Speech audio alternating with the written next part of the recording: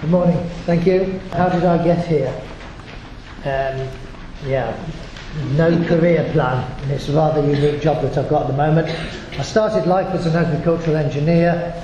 I spent 3 years in Saudi Arabia. Ended up as a farm manager, growing a lot of wheat, potatoes. We were the largest potato grower in Saudi Arabia, and alfalfa. Then came back to the UK and spent time working on farms and in agricultural contracting.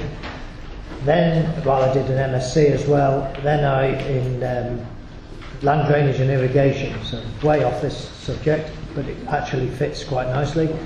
I then worked for a company called ADAS, which was the government's advisory service for farmers, as basically a consultant. Spent an awful lot of time walking around in cow poo and dealing with that as doing other jobs. Then about 6-7 years ago I joined BPEX, which was part of the Meat and Livestock Commission, when the pig industry was faced with some tough legislation to do with environmental licensing for the larger farms, and the job has just exploded from there. Today we look after all the environment programme for the pig industry, which takes us from everything from research into feed, looking at housing, helping the producers take their businesses forwards competitively and be more resilient to fluctuating world prices of raw materials, helping them comply with legislation, etc.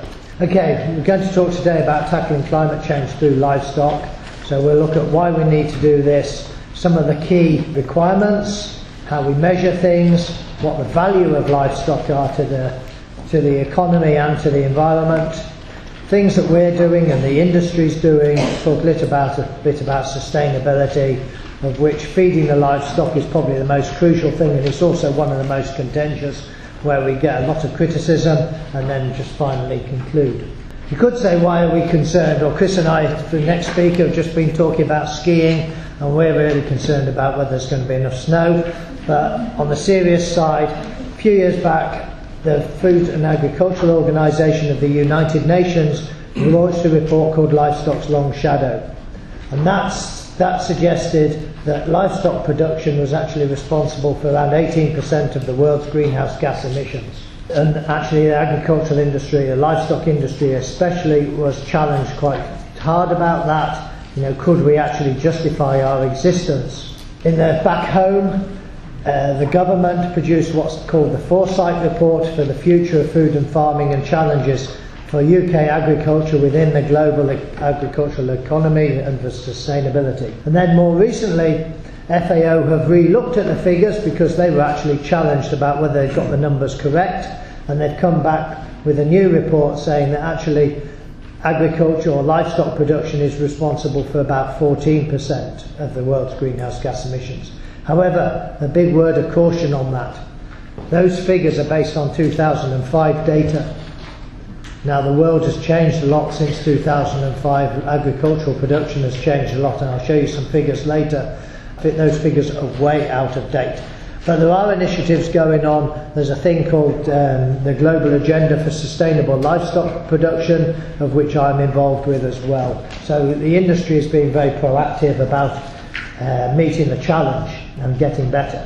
Why do we need to be concerned about climate change, and why do we need to be concerned about producing food? Quite simply, the world's population is exploding. As you can see, by 2050 the projections are about 9 billion people. If you can see where we were at the end of the First World War, we were just over 1 billion. So in a relatively short time there's been this massive explosion. So all these people need food. So how do we deliver them that food? And what's been responsible for it? Well, basically, to grow food, whether it's crops, livestock, we need sunlight. We also need water. And we also need nitrogen as protein or as food for crops. Now that growth, that massive growth in the human population, has only been fed because of the Haber-Bosch process and manufacturing of nitrogen fertilizer. If we hadn't got that, then there would be a lot more starvation in the world today and people wouldn't have gone on. Anyway, limiting factors for global food production. We mentioned water, we mentioned sunlight. We have to be careful. Not every country we can grow every crop. we can't, because it's either the climate's wrong, there's not enough water. So, and as climate change comes forwards and temperatures get warmer, or we get more extreme weather events such as extreme rainfall in places like Bangladesh, I mean the Philippines are just having an almighty hammering at the moment, then we need to be thinking about where we can produce food in the future. So in the UK, if we just look at a map of the UK, the east is relatively dry, especially the southeast. The west tends to be a lot wetter. So and when we look at our livestock production, that's where our land-based or grazing animals tend to be in the west. Our more intensive animals or indoor animals tend to be farmed in the east, the pigs and poultry, where there always has been grain to feed them. Yeah, so I mentioned nitrogen dependency for plant food and proteins. I'm not going to show it now, but if you want to look, there's an excellent video. It's called the Nitrogen in Europe Project 9. They've got a 3-minute video clip showing the importance of nitrogen, what it does for us and how it works. That little video clip is a real weighter. The consequences, why are we concerned about nitrogen? Well, A, we have to make it. It's generally made from fossil fuels. Secondly, nitrogen, when it's fed to livestock, produces ammonia. It comes out in the excretion, in the manure and urine. The problem with ammonia is not only does it go into the atmosphere and it causes harm to plants such as acid rain, but also it reacts with hydrogen sulfides and it forms very fine particulates, PM10s, PM5s, which are harmful to health. So the estimate is actually the ammonia pollution is somewhere between 70 and 320 billion euros a year, the harm that it does. So we need to be addressing this, because it is a big challenge on our industry. However, if we reduce our nitrogen losses at the same time, we can reduce the effect of carbon as well. So everything goes hand in hand, and we have to be really careful that we're not pollution swapping. That if we're trying to address what you call carbon footprint, that we're not putting more pollution somewhere else. When I'm talking about carbon, or greenhouse gas effect, whatever you want to call it, carbon footprint, I don't know, this may be going over ground some people are familiar with. It's often measured in carbon dioxide equivalents, and these are the greenhouse gas potential of the gases that are emitted over a 100-year time span. Now carbon dioxide, the base, has a potential of 1. Now carbon dioxide tends to come from fossil fuels, gas, fuel in engines, etc., and that's responsible for a lot. Methane is 20 times as bad. Methane we tend to get from ruminant livestock mainly, a little bit from pigs and poultry, but mainly ruminant livestock, but it's also the same stuff as in your natural gas that comes through the pipe. Nitrous oxide for agriculture is a real problem because in UK, if the total emissions of nitrous oxide, agriculture is about 80%, and it's 310 times as bad as carbon dioxide. So when we're looking at livestock production, we're actually more concerned with methane and nitrous oxide, which gets generated when nitrogen's left in the soil and it gets wet and cold in winter, so where we've over-fertilised or where manures and slurries are landed on the ground. We're more concerned with those perhaps than carbon dioxide, which comes from fossil fuel, as we don't use, relatively speaking, such large amounts of that. I mean, if we just look at the figures, food and drink of UK emissions, these figures are a little bit out of date now, but food and drink comes in the middle there, that bluish line, and we're relatively small, fuel in the home and fuel in private cars probably is about equivalent to all our food production, manufacture, distribution. But when we look at the trends in greenhouse gases in the UK over time, you can see that we've dropped a lot up to 2008, and in fact the figures are going further down from there now. Some of that has been due to changes in the economy, but also when you look at all sorts of industry, you look at the efficiency of our vehicles, everything has improved. Manufacturing industry has really changed. The days of heavy pollution are gone. It's all lean manufacturing. How can we get that last ounce of value out of what we're producing? And in agriculture, we're talking exactly the same language. If we look at at greenhouse gases from agriculture. Again, you can see they've dropped considerably, and we've got data now, this goes up to about 2008, but we've got data for our production systems to show that actually, because we're addressing what the key points, we're coming down quite steeply off that now.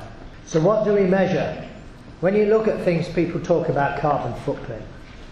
What is it? How do you measure it? You could use energy used in production, and some people do use that. As I mentioned before, global warming potential over 100 years. But we also measure other things such as eutrophication, because we're concerned about phosphates which are getting into water. Where do phosphates come from? Fertiliser that farmers put on the land, livestock manures which are spread on the land. Human sewage used to be a huge one, it still is fairly significant, but the water companies have cleaned their act up. It comes from erosion of soils.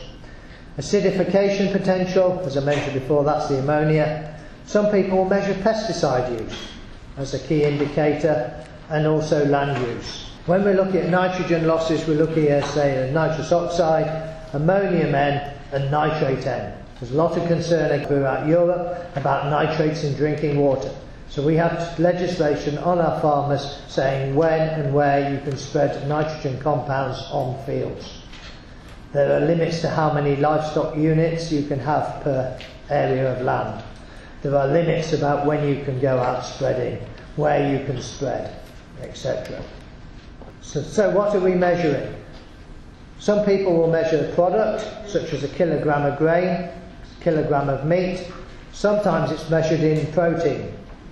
So you need to watch, if you're looking at figures, you need to understand what it is actually being measured. And also you need to look at where is the start point and where is the end. Is it from cradle to grave?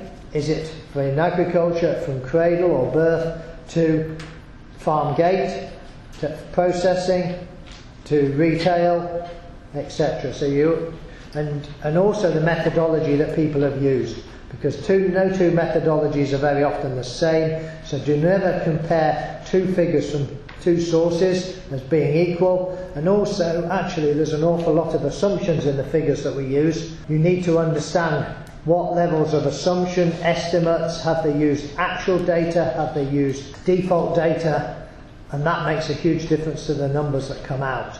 So when you see a carbon footprint of a figure, 5.2, it's 5.2 with some scope on either side of it. It's an indicator. Okay, so we're within farming, and we're looking at our potential. If we use the carbon footprint or the global warming potential as our primary indicator, where are the big numbers? This is for British pig meat. You can see the actual farming process is about 72% of the process. Storage and home consumption is about 20%. A large part of that is refrigeration. Processing, transport, etc. is fairly small. So this business about food miles can be a bit of a red herring. So as farmers, what we're concerned about is that 72% and how can we drive that down. If we're looking at milk, there's a huge range. As I said, you have to look, but there's also a big range between different farming systems. This is from real data that colleagues in Dairy Co have taken from farmers, but what you can see is that actually as farmers get more efficient, i.e. higher yielding animals, then they close that gap and the burdens on the environment come down quite substantially, and it's all to do with the management. But you can also see that people with very simple low input systems can be at the bottom of the pile. So that the low yielders chart, some of those guys are milking purely on grass-based systems with no other inputs, very simple systems, but their overall burdens are very low. However, at the other extreme, they can be pretty inefficient. It all depends on the farmer, how good they are. If we take beef and lamb production, again, you've got similar sorts of figures, big range between the top and the bottom. And this happens in all sectors. And that report I mentioned earlier from FAO, which has just been released, it basically says if wherever you are in the world, livestock production can reduce its greenhouse gas contributions by 30% in any system, in any part of the world, simply by the ones at the bottom moving up to where the ones at the top are. That's where we're looking at now. So these are figures for beef. If we were looking at pig meat, our carbon footprint, if that's what you want to call it, is down round about the 4-5 mark, getting fairly close to chicken. Why is chicken so efficient? Because it converts feed to meat really quickly, very high utilisation rate. It has a very high reproductive rate. You know, chicken lays almost an egg a day, 6 eggs a week. One mother chicken can have an awful lot of baby chickens. Poor old cow, 1 calf every year. Sheep, maybe 1-2 lambs a year. So the rate of reproduction is much lower, so the rate of regenerating or producing more meat is much lower. And also that the efficiency of conversion of food to meat is much different. If we look in Europe though, where are the main beef producers? Actually France probably leads the way with Germany, but they've got much larger land areas than us. If you look at the UK, we're about 0.8, we're about half of what France, but we have far less land to do that on. There are diversity of systems and we need to recognise this, and that all goes into the mix. And when we're looking at efficiency, then we need to say, well, which systems fit which piece of land and how do they add to the overall economy and infrastructure. People also measure water, various things. You can have blue water, green water, which is rainfall, or grey water, which is sort of being used once and come back around again. But all these are all measures. Again, water use varies hugely between different farming systems and different types. But what we're interested in, yeah, we've got a number, but then it's how we can drive that number down, where are the hot spots within it. Livestock, you know, they contribute a huge amount to our environment. The value is estimated anything up to £900 million. That is from the amenity value of the landscape and what it contributes in making a healthy environment, cleaning up water, cleaning up the air, etc., absorbing carbon. Biodiversity, again, very valuable. You know, you hear about bees, you hear about insects, pollinators. The environment looks after those, so as farmers we've got to look after our environment. You know, I think people do appreciate a landscape such as the Yorkshire, or just the environment as you go around. That environment has been put there by farmers, by livestock farmers. If we didn't have the livestock, we can't manage it like a park. So livestock are absolutely crucial to this. Also this land, for example, the picture with the sheep on it, we couldn't grow a wheat crop on that field. All we can grow on it effectively is grass. So we might as well use that as efficiently as we can and produce meat. Because as humans, we don't really eat grass. What is the value of agriculture? Well, there's some figures there really for beef and sheep industries and the dairy industry. 6 billion at the farm gate. So it's significant in industry. We've got legislation though to make us go better. The EU is driving down, there's a climate and energy package called 20-20-20. Basically 20% reductions in greenhouse gases by 2020.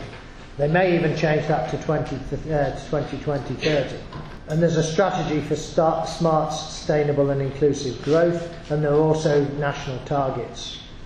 In the UK, we've got a target, the Low Carbon Transition Plan. Not many of you have probably heard about it, but actually the UK economy is supposed to decarbonate by 80% compared to 1990 base year by 2050. So in the lifetime of people in this room, we've got to reduce our carbon production by 80%, which is a pretty tough task. And that's in legislation, so we can't get away from it. As agriculture, we've been targeted to reduce our emissions by 2020 by 11%. And if we don't do that, the government's going to legislate on us. So we're looking very hard, and the agricultural organisations have worked together and produced something called a Greenhouse Gas Action Plan. We're driving that forward. And actually, it's all about driving efficiency, doing better with what we've already got. Going down to individual production system levels, we have roadmaps. So there's roadmaps for milk, beef, sheep, pigs. And that is saying how the industry will get where it needs to get, and we've identified what action we need to be taking and working with the farmers, what they need to do at ground level. The dairy roadmap, just as an example, they are all the partners within that process. So it's a complete supply chain product roadmap. From farm gate, from breeding of cattle, right the way to when that milk and that supermarket shelf or in your fridge. Worldwide, as I said before, the FAO, there is a global agenda for livestock production. Other countries have also got their own voluntary plans, protein summits, etc. And the French also, they've got their own systems. Websites and web-based information is becoming even more and more important because it's a good way that we can communicate. If we're talking about sustainability, what do we actually mean? The word's bandied around an awful lot. So we have to say, well, what is the definition? Well, we would say it's meeting the needs of the present generation without compromising the ability of future generations to meet their needs. Which sums it up quite well. What we don't want to be doing is leaving a bad legacy. We've inherited a bad legacy, we need to try and put it right and make it better for the future. There are three real pillars of sustainability: environmental, economic and social. And it's about getting this balance. Do we just drive purely down the environmental route, which in livestock production we could say, right, really intensive. Squeeze the animals in, farm them as intensively as we possibly can. Socially, that's not acceptable. We've got to accept the welfare of the animal. We've got to consider the life of that animal and the people that are working with it, and also the perception of the customer. Because if we produce a piece of meat or a product, whatever it is, that the customer doesn't like for whatever reason, then we've produced waste and we've wasted our time. So in agriculture, we actually need to look at a holistic approach. Now this sort of came about really from when we had a meeting with DEFRA a few years back, and they said, which of the pollutants from agriculture should we concentrate on? Should it be the ones going into the atmosphere or the ones going into groundwater? And we said, no, hold on, go back. We want to start at the front end with the inputs. What do we feed into our agricultural system, into our animals? We want to then make that as efficient as possible, bearing in mind we have compromises of welfare, etc. Manage all the outputs as efficiently as possible and try and minimise what is leaving that chain, that loop. If we minimise what's leaving that loop, then we have less pollution to work with and we've got a simpler problem, a task ahead of us. So it's a bit like when, if you look at a motor car, they started off putting a catalytic converter on the exhaust pipe, which is a tail end solution. The cars today now have complex engine management systems which actually reduce the amount of pollutants coming out the engine, so the catalytic converter is still there, but it's got less work to do. And in the pig sector, we've said actually it's a jigsaw puzzle.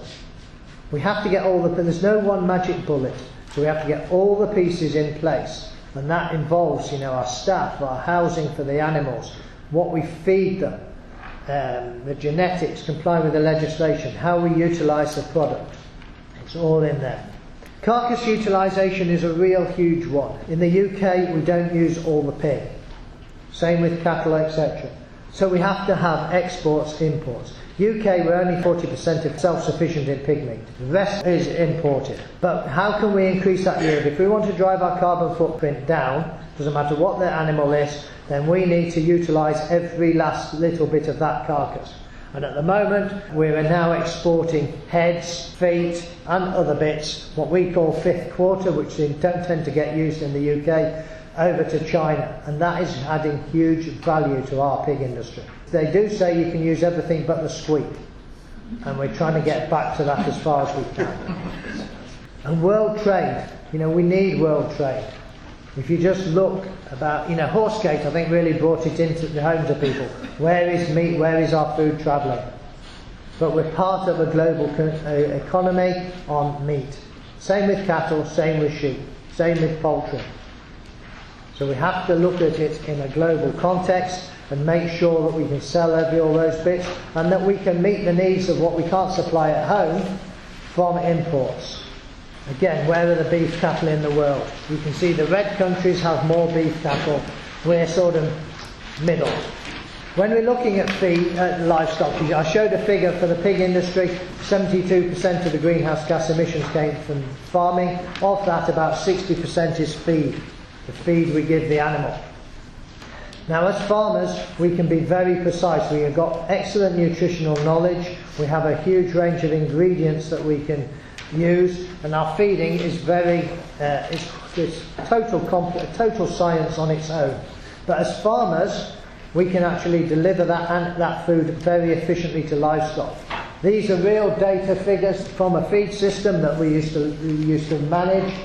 In that system, I could give within each diet that I made, I could be within 1% accuracy for every ingredient, right the way through, from the big bulky ones like grains to the minerals. Now I'd say 1% is a lot more accurate than anybody in their kitchen at home. Your scales are not that good, but we can do it. And we can also see exactly what our animals are eating, which are those graphs at the bottom. We can see when it goes wrong. That dip there was contaminated food, we're able to hit it. But we need to keep our animals growing as smoothly and as efficiently as possible, because that then gives you the best product quality. You get growth checks, we lose it. And we have arguments about, should we be feeding wheat and cereals to animals, or should they go straight into the human food chain? Well, we need animals, as we saw, as part of the cycle and the agricultural process balance, but actually not all the wheat, for example, that we grow in this country is suitable for making bread. So again, we have imports, exports. That can't be used for bread making because the land isn't suitable. It can go to human food, or it can go into livestock. As I said, driving the digestive efficiency, so a lot of work on the nutrition of animals. We're using an awful lot of things like amino acids to actually enhance the value of proteins in the grain. So if you just fed, say, for example, pure grain to pigs, to chickens, they can't access it all. But we add enzymes which then make that more accessible. So in the last few years, we've reduced, because the price of protein on the world market has escalated as China's come in, we're now feeding much lower protein levels, which means less greenhouse gases, less ammonia, and we need less food. So we need less wheat, we need less basic things for our animals. And that's what I say, it's really complex science, way beyond me. We have our ethics of our ingredients. Soya, should we be growing soya or homegrown proteins? Should we be using what's known as processed animal protein, or PAP, which used to be meat and bone meal? And at the moment a big one is the debate about swill, or cooked food. Soybean meal, which we do feed to our livestock, is a co-product. It's left over from when soya oil is produced. Now there's a lot of talk about this, about it coming from unsustainable sources, from land that has been deforested. Well, yes, okay, if it does come from deforested land, the figure is quite significant. Actually, in Europe, we don't use, we've cut our soya use down drastically, but also we make sure that it's coming from ethical sources. It's not coming from land that has been deforested. So actually, if you look at the soya that's going into our livestock, it's closer to that 0.93 than the horror story. Yeah, so we're also looking at, actually, should we be growing the protein here or importing it? We can look at peas and beans, etc. Actually, in the UK, we can't grow reliable, good crops of peas and beans. Soya is very protein dense. So actually, we're probably better, we've looked to see, are we better growing a decent crop of wheat in this country and importing our soya than actually trying to be more self-sufficient? Actually, when we look at it, the difference between growing the protein here and importing it as soya makes no difference. So if we want to feed more people, then maybe better growing the wheat here and importing the soya. It also means then that they've got a vibrant agricultural economy as well. As I say, we looked at it, and we also looked at things like lupins and beans. Co-products, we feed huge amounts of what we call co-products. These are things that come from milling industry, the husk of the grain that we don't eat, from the food industry, all the leftovers, washings, end of line, confectionery which doesn't go in. As long as it's not got meat or animal product in it, then we are using it. Ice cream, pop, bread, you name it, it is going into livestock production. It's all human food, there's nothing wrong with it, but we're making sure that there isn't any waste, and there's a huge demand for that. And that is displacing raw ingredients. Rapeseed meal has displaced a lot of soybean meal. Rapeseed meal comes from crushing of rapeseed, which has been used to produce vegetable oils. So we're using the whole crop. And we've had reports to look at this, and this makes quite interesting reading this report. It's on our website if you're interested.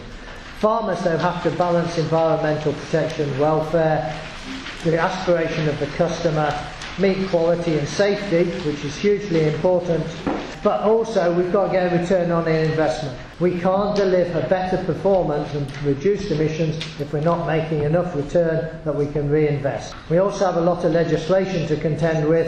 It generally starts at the EU and it gradually comes down. But as farmers, we've got to manage all these things as well as getting on with the day job. So how are we addressing the sustainability argument? We're looking at the environmental impacts, we're identifying them, we're challenging processes, and we're taking proactive action. We've got roadmaps. Earlier this week, we had Trainee of the Year award for the pig industry in the House of Commons, presented by a minister. The fellow that won that is now an agricultural skills advisor. They've appointed 5 this week.